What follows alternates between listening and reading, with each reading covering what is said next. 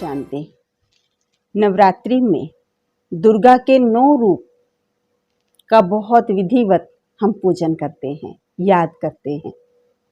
वैसे हमारे शास्त्रों के अंदर दुर्गा के लिए अनेकों नामों का व्याख्यान आता है। कहते हैं एक बार शंकर जी ने पार्वती को दुर्गा के 108 नामों का वर्णन किया था और ये कहा गया था कि जो इन नामों का विधिवत स्मरण करता है तो उससे दुर्गा प्रसन्न होती है। और विशेष रूप से हर वर्ष हम नवरात्रि में दुर्गा का स्मरण करते हैं और उसके ये दिव्य जो 9 नाम हैं उनको हम याद करते हैं और उनसे कुछ न कुछ कामना रखते हैं। प्रत्येक दिन एक एक उसके स्वरूप का हम पूजन करते हैं। तो वैसे तो हर दिन एक एक नाम के रूप से हम दुर्गा को याद करते हैं। शैलपुत्री, ब्रह्मचारिणी, चंद्रघंटा, स्कंद माता, कुष्मांडा, कात्यायनी, महागौरी, कालरात्रि, सिद्धिदात्री और फिर महिषासुरमर्दिनी। ये सभी नाम देवी के उन विशेषताओं को, उन दिव्य गुणों को उजागर करते हैं और जिन गुणों के कारण देवी या हम शक्ति कहें उसको, वो शक्ति हमको एहसास होती है तो प्रतिदिन हम उसी भाव से उनको याद करते हैं। देखिए देवी को हमेशा सिंह पे सवारी, ज्यादातर हमने देवी के ज्यादातर स्वरूपों की सिंह पे सवारी दिखाई है। कुछ देवी के स्वरूपों की कमल पर सवारी दिखाई गई है, कमल आसन दिखाया गया है। कुछ देवी के स्वरूपों का वाहन गाय भी दिखाई गई है, गाय भी देवी के पास दिखाया गया है। कुछ देवी हंस वाहिनी भी दिखाई गई है। तो ये देवी के वो स्वरूप हैं, देवी की वो, दुर्गा की वो विशेषताएं हैं, ये क्वालिटी हैं, जिन खूबियों को, जिन गुणों को, दिव्य गुणों को हम एक एक रूप दे करके 9 दिन तक उसका पूजन करते हैं, याद करते हैं और अपने मन में ये भाव रहता है कि आज हमने इस माँ के रूप को, इस माँ की दिव्य स्वरूप को याद किया है तो उस दिव्य स्वरूप से हमको वो चीज प्राप्त होती है। देवी मतलब शक्ति, वो शक्ति जिसने अपनी स्थिति को, जिसने अपने लक्ष्य को, जिसने अपने आसन को इतना दिव्य श्रेष्ठ बनाया। शेर जो दिखाया गया है, शेर भी इसी का प्रतीक है कि ऐसे कार्य, जिन कार्यों को करना असंभव आम व्यक्ति महसूस करता है, आम जनता, हम मनुष्य, आम इंसान जिन कार्यों को करना असंभव महसूस करता है। शेर मतलब बैठना उसके ऊपर असंभव है। जो कार्य असंभव था उस कार्य को भी संभव करके दिखाया अपनी दिव्य शक्तियों के द्वारा। देवी दुर्गा को शिव की शक्ति माना गया है। शिव सर्वशक्तिवान, ऑलमाइटी अथॉरिटी, उनकी एक शक्ति है दुर्गा। और उस दुर्गा के अंदर इतने विशाल गुण, क्योंकि उसने अपने लक्ष्य को इतना ऊंचा बनाया, उसने अपने स्वरूप को इतना दिव्य, इतना प्योर बनाया कि वो शिव के इतने करीब थी, इतने करीब थी कि शिव की जो शक्ति थी वो उसके अंदर आ जाती थी। क्योंकि जिसका हम सानिध्य लेते हैं उसकी जो शक्ति है, उसकी जो खूबी है वो उसके अंदर भी आ जाती है।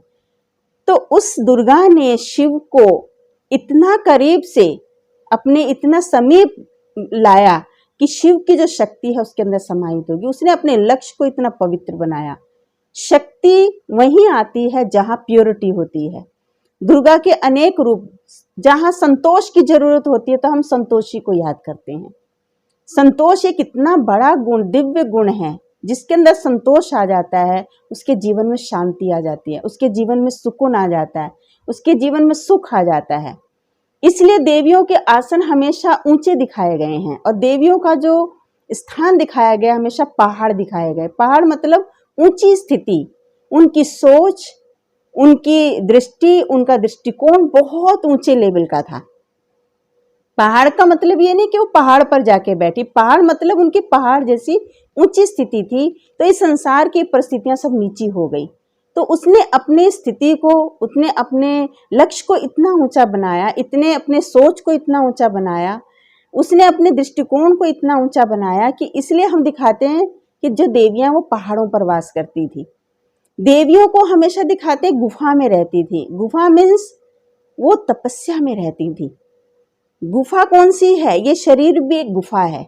इस शरीर रूपी गुफा के अंदर जो प्योर शक्ति आत्मा रहती है, वो इसके अंदर बैठकर जब हम इस शरीर रूपी गुफा को गुफा समझेंगे और उसके अंदर अपने आप को इस शरीर से डिटैच अलग समझेंगे, तभी हम शिव के सानिध्य को पा सकेंगे। तभी हम शिव से वो शक्तियों को अपने अंदर ऑब्जर्व कर सकेंगे, अपने अंदर समा सकेंगे, उससे हमारा कनेक्शन जुड़ सकेगा। तभी हम शेर जैसी भयंकर परिस्थितियों को भी, जो असंभव समझने वाली स्थितियां हैं, परिस्थितियां हैं, उनको सहज पार कर लेंगे। इसलिए देवियों का जो आसन है, कमल भी दिखाते हैं। कमल मतलब प्योर। उनका जीवन इतना प्योर, इतना निर्मल, इतना निर्लिप्त, किसी भी कार्य के अंदर, किसी भी परिस्थिति के अंदर, किसी भी व्यक्ति के अंदर, किसी भी साधन के अंदर लिप्त नहीं थी। निर्लिप्तता का प्रतीक है कमल। कमल पुष्प एक अपने आप में, पुष्प मतलब एक निर्मल और बहुत ही हल्का। उनकी स्थिति इतनी हल्की थी, हर बात में, हर स्थिति में, हर एक के साथ व्यवहार करने में उनकी स्थिति इतनी ऊंची थी। इतना ऊंचा उन्होंने अपनी स्थिति को बनाया, इतना लाइट, इतना उन्होंने अपनी स्थिति को बनाया। कहीं मोर दिखाते हैं, कहीं हंस दिखाते हैं। हंस का भी एक गुण होता है कि हंस, आप कहीं पर भी उसको, हंस को रख दीजिए, बहुत सारी गंदगी के बीच में रख दीजिए, लेकिन वो उसमें से जो मोती है उसी को चुगेगा। वो गंदगी और मोती को, कूड़ा और मोती को अलग करने में कूड़े को अलग नहीं करता है, लेकिन वो मोती मोती उठाता है। ये हंस की विशेषता दिखाई है। तो मीन्स ये जो देवी थी, ये जो शक्ति थी, इसके अंदर एक इतनी बड़ी पावर थी कि अनेक अवगुणों वाले व्यक्ति में से भी वो गुण जो एक है, उस गुण को उठा लेगी। तो गुण ग्राहक दृष्टि का प्रतीक है, हंस का वाहन। तो देवियों के जो मोर दिखाते, मोर पवित्रता का सूचक है। तो ये जो गाय है, गाय तो माता कहलाई जाती है, गाय माता, गौ माता। तो ये देवियों के जो आसन दिखाए गए हैं, जिनके ऊपर उनको विराजमान दिखाया गया है, ये सब इस चीज के प्रतीक हैं कि वो शक्ति जिसके अंदर प्योरिटी है, जिसके अंदर असंभव को संभव करने की शक्ति है, जिसके आगे कोई परिस्थिति कोई बड़ी नहीं है, जिसका जीवन इतना निर्मल है, जिसका जीवन इतना प्योर है, जिसका जीवन के अंदर कोई दृष्टि वृत्ति, जिसकी वाणी, जिसकी निगाह जाएगी ही अच्छी चीज के ऊपर, गुण के ऊपर जिसकी दृष्टि जाती है, गुण के ऊपर जिसके विचार जाते हैं, जिसकी सोच के अंदर केवल गुण चलता है, दिव्यता चलती है, श्रेष्ठता चलती है, प्योरिटी आती है, वो हंसवाहिनी है, विद्यादायिनी है, जो ज्ञान का दान करती है, जो श्रेष्ठता का दान करती है, जो गुणों का दान करती है। गायत्री कहते हैं, जो हमेशा श्रेष्ठ बातों का चिंतन करती है, श्रेष्ठ बातों का गायन करती है, जो प्रभु का स्मरण करती है, जो अपने शिव का स्मरण करती है, जो शिव के साथ रहती है, उसका गायन करती है और वही अन्य आत्माओं को उसका रसपान कराती है, वो गायत्री है। संतोष का धन जो सबको देती है, वो संतोषी है, जो हर समय शीतल रहती है, चांद जैसी शीतल। चंद्र घंटा भी कह देते हैं उसको, चंद्रमा समान शीतल रहती है, शांत रहती है, वो शीतला है। शाकुंभरी भी कह देते हैं, जो हर बड़े से बड़े घड़े को भी भर दे, तृप्त आत्मा, हमेशा खुद तृप्ति में रहती है और अनेक आत्माओं को भी वो तृप्ति में लाती है। इसीलिए हम 9 दिन तक देवी के इन दिव्य स्वरूपों को याद करते हैं और हर दिन एक एक गुण को हम लेते हैं। और जब हर दिन एक एक गुण को लेते हैं, तो इसका मतलब है कि हम उस गुण को चाहते हैं। आत्मा उन गुणों को चाहती है, क्योंकि आत्मा का संस्कार वही है। ये भौतिक दुनिया के अंदर, कामकाज के अंदर आकर, भौतिक संसार के लेन देन में आकर हम अपने गुणों से कुछ न कुछ दूर होते जा रहे हैं। लेकिन जब नवरात्रे आते हैं तो मन भी प्योर हो जाता है, घर का वातावरण भी बहुत दिव्य रहता है और सबकी सोच भी बहुत प्योर हो जाती है। भोजन भी हम बहुत शुद्ध करते हैं, रहन सहन भी हमारा बहुत शुद्ध होगा। स्नान करके घर में शुद्धता का, स्वच्छता का वातावरण रहता है। हम जागरण भी करते हैं 9 रात। ये नवरात्रि में कोई दिन रात ऐसी नहीं जाती होगी जिस रात देवी का स्मरण ना होता हो, जिस रात उस शक्ति का आवाहन ना होता हो। ये वो श्रेष्ठ वाक्य होते हैं, ये श्रेष्ठ बोल होते हैं, ये वो श्रेष्ठ चिंतन होते हैं। जैसा हम सोचते हैं, जैसा हम आवाहन करेंगे। हम 9 दिन तक शक्तियों का आवाहन करते हैं, दुर्गा का आवाहन करते हैं, दुर्गुणों का नाश करने वाली, विषय विकारों को नष्ट करने वाली, असुरों का संहार करने वाली। इसलिए असुर संहारनी भी बोलते हैं उसको, महिषासुर मर्दनी भी बोलते हैं, मंद बुद्धि इंसानों को भी उद्धार करने वाली, भैंस जैसी बुद्धि वालों का भी उद्धार करने वाली, तो सब पर कृपा करते हैं। तभी इसलिए कहते हैं, उनकी आरतियों में भी गाते हैं, हमारे घर के अंदर सुख शांति बरसाने वाली, हमारे घर को धन धान्य से भरपूर करने वाली। किसी के संतान नहीं है तो वो इच्छा रखते हैं कि हमारे घर संतान होगी। जिस भी चीज की इच्छा होती है हम माँ के पास जाते हैं, क्योंकि माँ का दिल बहुत नर्म होता है। देवी स्वरूप माँ जो दिखाई गई है, माना उनका जो दिल होता है वो बहुत कोमल होता है, ममतामयी होती है, सहज ही हमारी बात को स्वीकार कर लेंगी, इसलिए माँ का रूप दिखाया गया है। तो शिव पिता से वो शक्ति लेकर हर जनमानस के कल्याण के लिए लगाती है। वो है दुर्गा, वो है सरस्वती, वो है संतोषी, वो है शीतला, वो है चंद्रघंटा, वो है शैलपुत्री, वो है ब्रह्मचारिणी। ब्रह्मचर्य का व्रत धारण करती है, जिसने मन वचन कर्म से पवित्रता को धारण किया हुआ है, जिसकी सोच बड़ी निर्मल है, जिसकी दृष्टि बहुत शुद्ध है, जिसकी वाणी बहुत शुद्ध है, जिसके कर्म बहुत दिव्य हैं और जिसका जीवन बहुत प्योर है, कमल पुष्प के समान, हंस के समान जिसकी दृष्टि है। ऐसी जो दुर्गा, जो भैंस जैसी बुद्धि, महिषासुर, महिष कहते हैं भैंस को, भैंस जैसी बुद्धि, जो मतलब बुद्धिहीन विवेकहीन इंसान हो जाता है, उनका उद्धार करती है, उनका कल्याण करती है। तो केवल नाम का स्मरण नहीं करें, स्मरण करने से क्योंकि उनकी ऊर्जा हमारे तक पहुंचती है, इसलिए कहते हैं जैसा हम चिंतन में लाते हैं उसके वाइब्रेशन आते हैं। इसलिए 9 दिन तक हम देवियों के स्वरूप का याद करते हैं, देवियों के स्वरूप का चिंतन करते हैं। तो चिंतन करने से कुछ ऊर्जा मिलती है, लेकिन वो ऊर्जा सिर्फ वहीं तक रह जाती है। हम सदाकालीन वो ऊर्जा पाना चाहते हैं, हमेशा वो शक्ति पाना चाहते हैं। और हम सब शक्ति हैं, हम सब दुर्गा हैं, हम सब अगर शिव से कनेक्ट हों, अगर हम सब परमात्मा शिव से कनेक्ट हों, तो हम सब महिषासुरनी मर्दनी बन सकती हैं।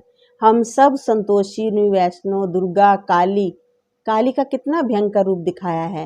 वो माँ है, वो कभी भी भयंकर रूप धारण नहीं करती है, लेकिन जो आसुरी वृत्ति हैं उस पर हमेशा हमको अंकुश लगाना चाहिए, हमेशा उसके लिए हमको काली बनना चाहिए, अपने अवगुणों के ऊपर, बुराइयों के ऊपर, कमजोरियों के ऊपर, जो हमारी सोच को, हमारी शक्तियों को खत्म करती हैं, ऐसी संस्कारों के ऊपर हमको काली बनना है। इसलिए काली दिखाते हैं उसका, काली रूप मतलब असुरों का संहार करने वाली, जो आसुरी वृत्तियां हैं उनका हमें संहार करना है। तो ऐसे 9 दिन तक हम जागरण करते हैं, व्रत करते हैं बड़ी श्रद्धा से, और देवियों का आवाहन करते हैं, और चल रहा है, हम सभी प्रतिदिन उसका आवाहन कर रहे हैं। लेकिन आवाहन करते हुए हमको अपनी शक्तियों का आवाहन करना है, अपनी पावर का आवाहन करना है। ये शक्तियाँ आप भी प्राप्त कर सकते हैं, और इन शक्तियों का आवाहन जब हम करेंगे, उस शिव से जुड़ करके अपने आप को उस स्वरूप में स्थित करेंगे, आप भी संतोषी बन सकते हैं, आप भी दुर्गा बन सकते हैं, आप भी महिषासुर मर्दिनी बन सकते हैं, आप भी असुर संहारणी बन सकते हैं। ये आप सबके स्वरूप हैं। स्मरण करना भी बहुत कुछ है, लेकिन स्मरण करने के साथ साथ वैसा हमको बनना है। बनकर दिखाया है, तभी आज हम सब इनको पूज रहे हैं, याद करते हैं। केवल 9 ही दिन क्यों, हमेशा हम इनका चिंतन करें, हमेशा इनका स्मरण करें, हमेशा इन शक्तियों का आवाहन करें। सिर्फ 9 दिन आवाहन करते तो 9 दिन देखिए हमारे घर का वातावरण कितना पावरफुल होता है, कितना प्योर होता है, कितना दिव्य हो जाता है, क्योंकि हम उनका स्मरण कर रहे हैं। ये स्मरण सदा जारी रहे। तो ये 9 दिन नहीं, हमेशा आपका जीवन से रात्रि खत्म हो जाएगी, आपके जीवन में उजाले आ जाएंगे। इसलिए हम ज्योत जगाते हैं, उसको ज्योता वाली माता भी कहते हैं, और कहते तेरी ज्योत सदा जगती रहे, क्योंकि उनकी जो ज्योति है, प्योरिटी की जो ज्योति है, उनकी जागृति की जो ज्योति है, वो सदा जागृत है। इसलिए कहते हैं उसकी ज्योत सदा जगती रहती है। इसलिए 9 दिन तक हम ध्यान रखते हैं कि ज्योत बुझे नहीं, तो उसमें घृत डालते रहते हैं। तो वो ज्योति है आत्मा, सदा जगती रहे, उसके लिए इसके अंदर ज्ञान का घृत हम डालते रहें। जब ज्ञान का घृत इसके अंदर डलता रहेगा तो ये ज्योति सदा जगी रहेगी। ये वाली ज्योति जगाएंगे तो जीवन के अंदर प्रकाश हो जाएगा। 9 दिन तक हम जगाते हैं, उन शक्तियों का आवाहन करते हैं, सदा भी हम जगा सकते हैं इस ज्योति को जगाकर। स्थूल दिया जलाएं, वो हमारा ही प्रतीक है। शिव परमात्मा सदा जागती ज्योत है, उससे हम कनेक्शन जोड़ेंगे तो हमारी ज्योति भी सदा जगती रहेगी। इसलिए कहते हैं ज्योता वाली माता, लाटा वाली माता, तेरी सदा जय, तेरी सदा ज्योति जगती रहे। जोर जोर से, बहुत जोर जोर से ऊंची आवाज में हम उनका जयकारा बोलते हैं, क्योंकि ये शक्तियां जितनी प्रबल होती चली जाएंगी, इस संसार के अंदर से आसुरी स्वभाव, आसुरी वृत्तियां, आसुरी वाइब्रेशन खत्म होता चला जाएगा। हमारा जीवन इन आसुरी वृत्तियों से मुक्त होगा तो हम औरों का जीवन भी आसुरी वृत्तियों से मुक्त कर सकेंगे। तो ये नवरात्रि हमें अपनी ज्योति को जगानी है और ऐसी ज्योति जगानी है ज्योति सदा जगती रहे। ओम शांति।